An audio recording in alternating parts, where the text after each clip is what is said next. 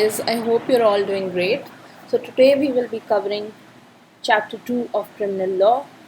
All those UOL students who are doing LLB from University of London, um, you all must have guide for your criminal law.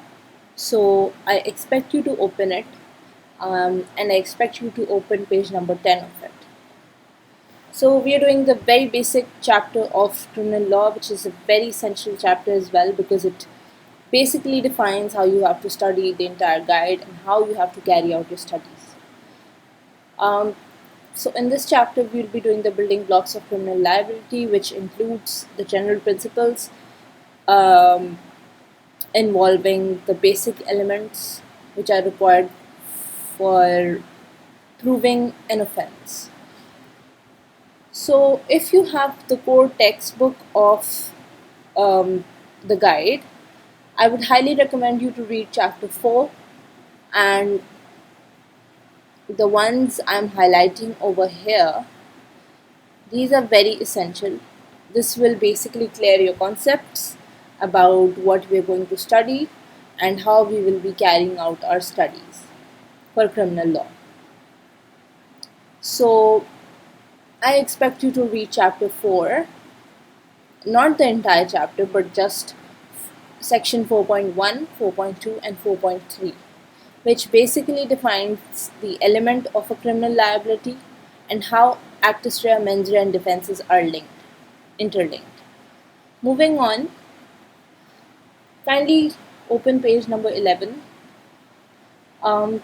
This is the general principles heading, and in this heading, we are talking about the basic elements of criminal liability. So there are only two basic elements. First is the prohibited conduct, and the second is mental element. I will just be highlighting the important points in this, the heading of General Principles 2.1.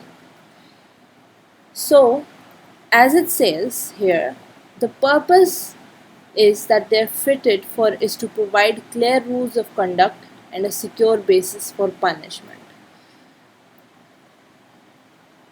I have highlighted this. You can see that they have mentioned the basic elements and the purpose for it. What are the reasons that we require basic elements for anything in our life generally, to basically to understand the rules, to understand the conduct that is expected. So in criminal law, there are two basic elements which we will be focusing on right now: the prohibited conduct, which is the external element, and the mental element, which is the internal element. Now, talking about what includes mental elements, so I'll very briefly tell you it includes intention, recklessness, willfulness, or knowledge. These things are mentioned here as well. We will be talking about what these are in later chapters, and we'll define and describe each of these for the sub-elements. So, whenever you're reading a case or whenever you're understanding the situation of an offense, these are the very important questions you must think about and question yourself. Now, these questions are: has the accused performed a prohibited act? Now, how do you define a prohibited act? Prohibited act could be any wrongful act. The wrongful act is defined in this guidebook. We will be talking about particular offenses in this book in our criminal law studies. So we will focus on that as well.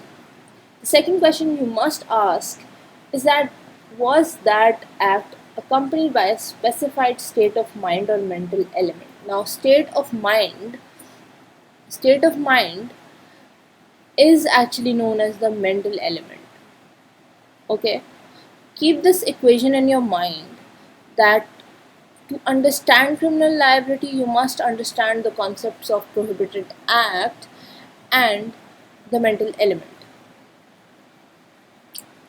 So, as it is mentioned over here, its unusual translation of this Latin maxim is that an act is not criminal in the absence of a guilty mind, or more analytically, criminal liability requires defendant to have done something criminally wrong. Now, criminally wrong is a phrase used for actus rea. Now, actus rea is the prohibited conduct. This may seem a bit confusing to you because this is the first time you're doing it, but I'm telling you the very important concepts of criminal law and how to form a criminal liability, what elements are required, what factors are essential to form a criminal liability. So, firstly, you need to identify whether the person accused did something criminally wrong. If they did it, then that is known as actus rea. We pronounce it as actus rea. You also need a blameworthy state of mind. Now, blameworthy state of mind is known as the mental element, which we can also call in Latin as mens rea. These are very important terms, actus rea and mens rea. These basically define the criminal liability. Okay, so these are further on defined here, that the prohibited conduct element in crime is also known as external element, and as well as the actus rea or the wrongdoing component. You can call it anything, but I would suggest you to focus on the term actus rea and the term mens rea, because these are the terms that you will frequently use in your studies, and you will also use these when writing your answer. You can also use the other terminologies as well, but uh, the most used are actus rea and mens rea. Now, moving on to the next page. Now, they have given reference to you here of the heading of 4.2 of your textbook. Let me show it to you. The last paragraph in section 4.2 of Wilson. Murder is defined as an unlawful killing with malice aforethought. Now, this definition is of murder. What is murder? Murder is an unlawful killing with malice aforethought. Malice aforethought is your mens rea, and unlawful killing is your actus rea, because unlawful killing is you know an act element, an external element, a wrongdoing conduct, right? And malice aforethought is your mens rea, which is the mental element, the state of mind, the blameworthy state of mind. This is just an example for you. So they have given over here, they've basically defined the example for you, um, like I just did. The new thing here is that, let's say a person has unlawfully killed another person, and he did it for he did it because he intended to do so. He intended to kill or to cause some grievous bodily harm. Grievous bodily harm is just serious injury, right? If they did so, then the the defense counsel could come up with a defense, an element of defense that basically protects or eliminates the criminal liability on the accused person. Okay, so here an example is given that revenge could be one of the defense which you know the defense counsel could argue, but they won't get this defense because revenge is not an element of defense. So the criminal liability won't be waived on them. This is one of the method of considering whether the criminal liability exists or not. You should keep this example in your mind. It's very important if you ever get confused. This was a very basic example, but even if you get confused, so just look back on page 12, 11 and 12, you'll get a very good idea about it. Moving on to the three basic elements in crime. So these are actus rea, um, mens rea, and defenses. In actus rea, they have basically, defined this that actus rea of a crime is the package of behavior which the law prohibits. Law prohibits this thing. This is a very basic thing, basic definition, and I hope that it clearly makes sense to you. The important thing is to understand this definition. Now, according to this definition, a crime includes conduct, be it with or without a particular result, and it includes the elements of some circumstances which were necessary to conduct that offense. This is the definition of actus rea you have to keep in mind. Now, the important thing in this definition, I am underlining those: conduct with or without a designated result, means whether you aimed for a result or not, the presence of any circumstances necessary for that conduct to be criminalized. Keep these three things in your mind when thinking about an actus rea. You can even call it as a test of actus rea, the conduct element, but it's very important for you to keep these three factors in mind when considering whether the conduct element has been fulfilled for a crime or an offense or not. Talking about mens rea, mens rea, this concept includes a fundamental ethical principle underpinning the criminal law, that the state has moral authority to punish its citizens only if they deserve it. So there is a terminology known as culpability. Culpability is basically whether they deserve the punishment or not. Now, um, a very important concept came here. I'll be highlighting that, which is the principle of retribution. Principle of retribution simply defines what I just said right now, that culpability is very important to punish a person. If they're not blameworthy, then you should not, um, punish them. The last line, this line of the paragraph is very, very, very important. This basically defines the gist of mens rea. It says that in criminal law, the blameworthy states of mind most commonly used to justify punishment are these. Now, you can you cannot punish someone based on their conduct element. Their conduct element could be based on various reasons that we don't know. This is very important to prove the mens rea, because if there is no mens rea, then the person should not be held liable.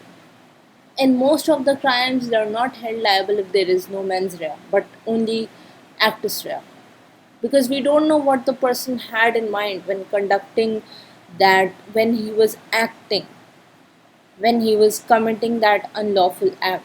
We are not sure on how to, you know, on how to identify that. Mens rea is very important.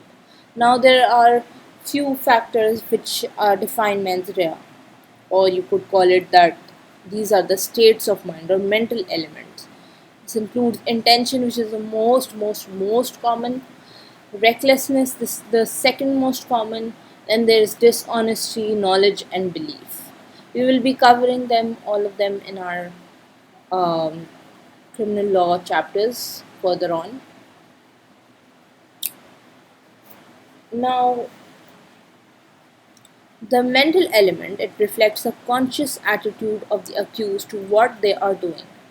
They are aware of what they are doing. So, you know, if someone is not aware of what they are doing, but they are doing that act, then we cannot hold them liable. We cannot give them punishment because we have to prove that they had a particular certain mental element or mens rea while conducting the actus rea.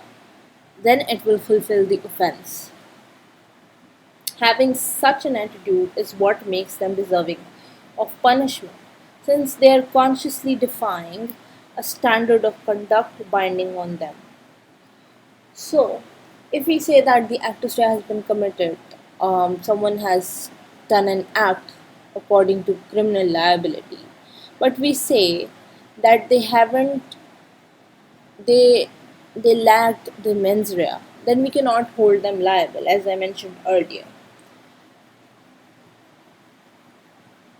Moving further, so they have defined the utilitarian approach, which basically says that punishment can never be deserved. Two wrongs do not make a right. This is one theory which is not really important for your course, but just read it out. Utilitarian approach, then there is contemporary view, which basically favors retribution, that it should be punishable.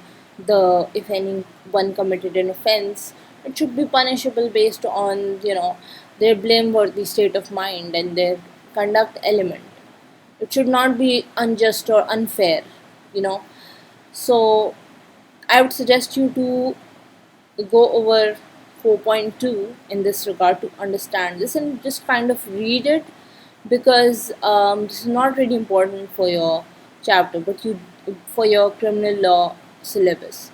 What's really important is the principle of retribution, which is discussed in the contemporary view. Okay,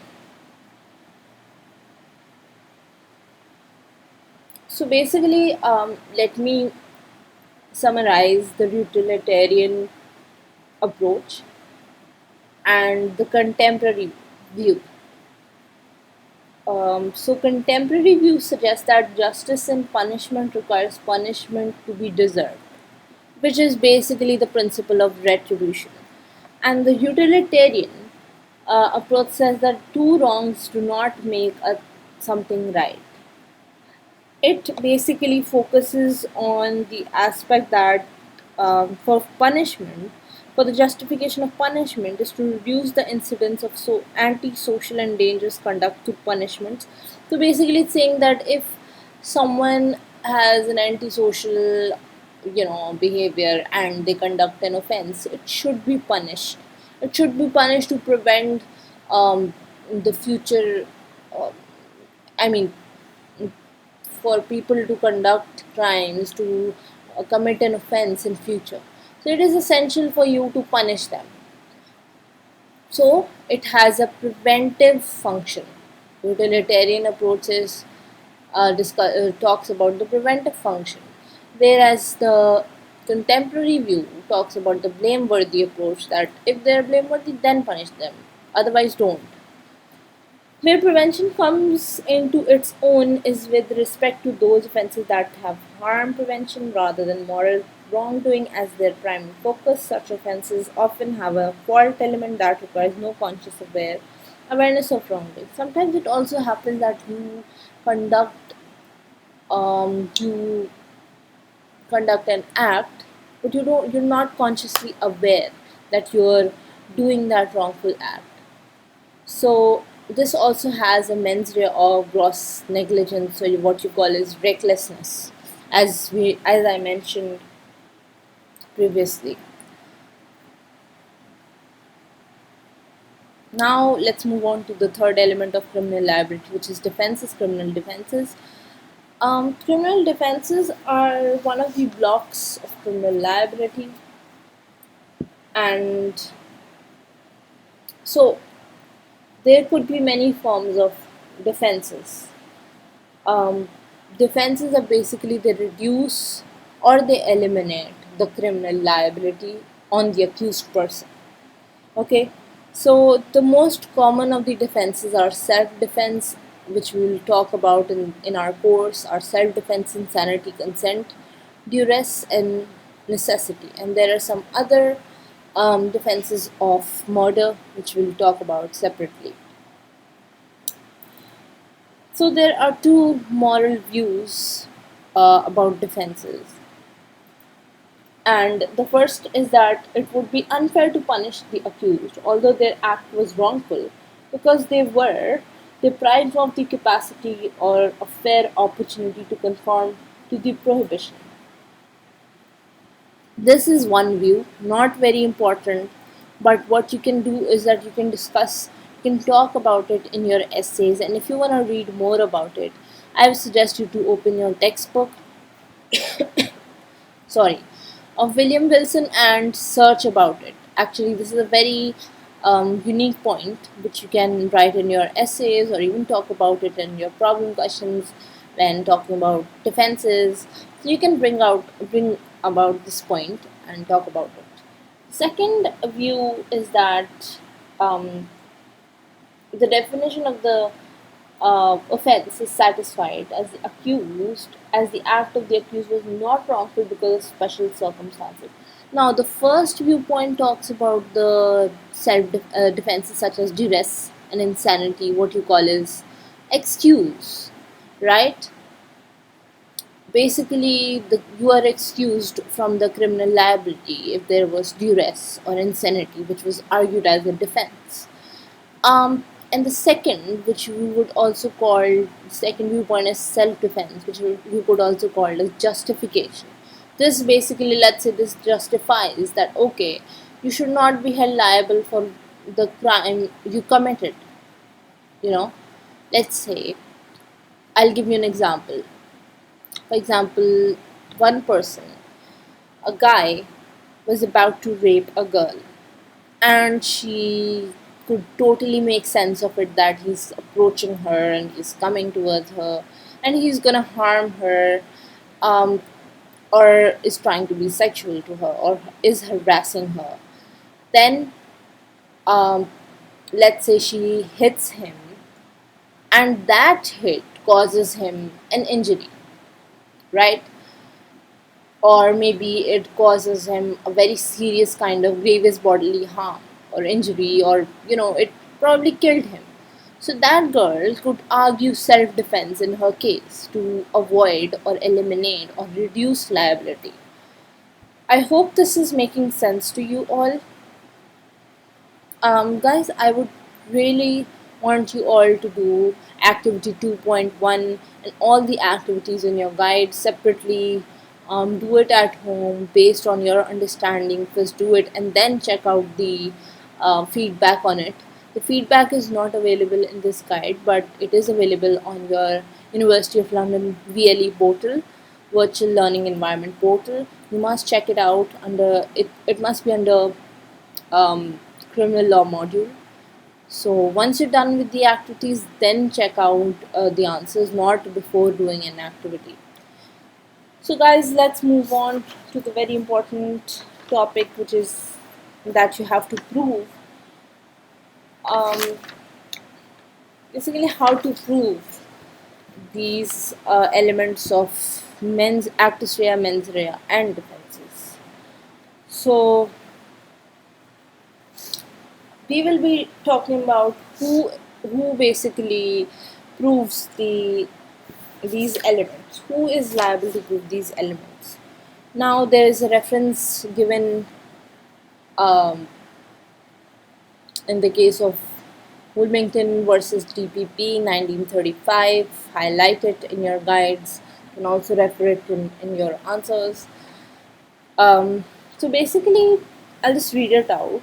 The House of Lords had to consider whether the fact that the actus rea was satisfied meant that the burden was placed on A to prove that the killing was an accident. The famous conclusion it reached was that the burden of proof did not pass to A and never would. People are assumed innocent until proven guilty. Very important. This is very important. You will hear this in many jurisdictions or by many lawyers. You'll hear this sentence that people are assumed innocent until proven guilty. This means that in respect of all elements of all offenses, the burden of proof is on the prosecution. Now, prosecution has to prove that this offense was committed, and the prosecution has the burden because prosecution was the one who came up with this claim, right?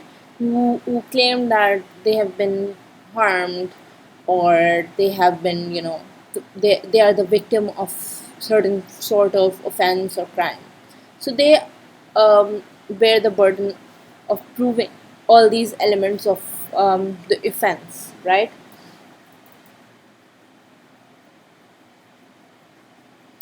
So the prosecution must prove the all the bits of the conduct element, the actus rea, right?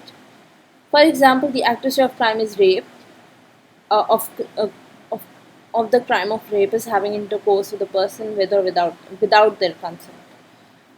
This means that the prosecution is required to satisfy that there was an intercourse, sexual intercourse between the defendant and the prosecution. They have to prove it, and it was non-consensual. And the prosecution also bears the burden of proving the mens rea,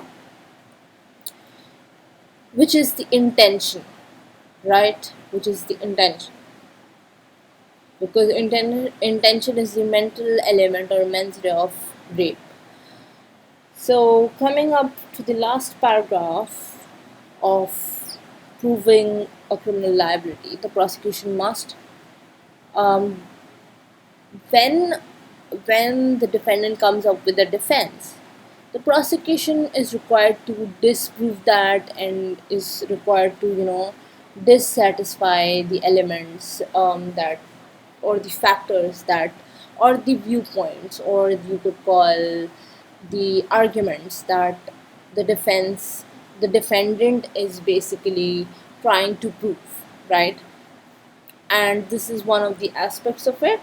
And also, if you read the last few lines, the prosecution does not have to counter every defense the accused may possibly raise, but only those which are worthy of being taken seriously. This evidential burden on the defense is not heavy, however, it is simply designed to ensure precision. Court time is not wasted proving the obvious. Now, this suggests that whatever the important elements, or you could call the important factors or arguments which are being imposed by the defense counsel or the defendant, the prosecution has the burden of disproving those, dissatisfying those in the court, right? Because obviously the court and the judge does not have all the time. They do not want to waste their time and that of the audience. So the prosecution has to be very specific in that regard. This is a tough job, but let's see. We'll be discussing a lot of cases throughout the course where you read the case book and you'll understand a lot of things. I would also suggest you to buy the William Wilson case book. It will really, really, really help you out. Um, and I would really suggest you to read the decisions and their ratios and reasons behind it. Okay.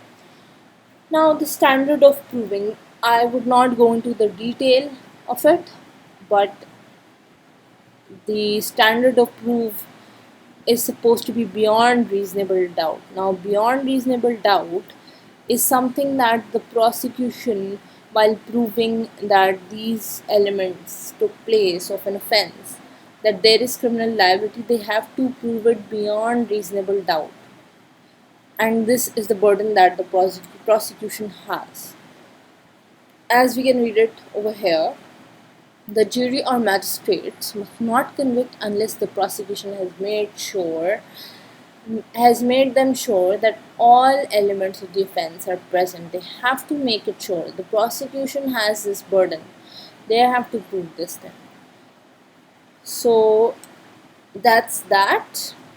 So we have covered this chapter number 2 of the guide, and the next chapter is chapter number 3, which I'll be uploading the recording of which very soon. So if there is any sort of query regarding it, kindly post it in the comment down below and let me know. So we have covered this chapter. This was a very essential and important chapter of your guidebook. It basically defines how you have to study throughout your criminal law course. Just let me know if there are any questions or any sort of clarity you want. I can also help you with William Wilson textbook. Um, I would strongly recommend you to read these chapters. So this is your assignment to read 4.1, 4.2, and 4.3 from the William Wilson textbook. This is the core text and highly recommended for you to basically open up your mind about whatever the concepts we discussed today. Um, if you have any sort of question in that regard, just let me know. Just create your timetable with how you have to carry out your studies for criminal law. This was one chapter and this was quite easy. There will be further more chapters which will be quite difficult, so I would just want you to be prepared for those beforehand and not be confused or worried about at the end of it. I hope that you have highlighted whatever I've guided you about, all the terminologies which I expected you to highlight. Um, so see you in the next class, and all the best for your studies and syllabus. Goodbye and Allah.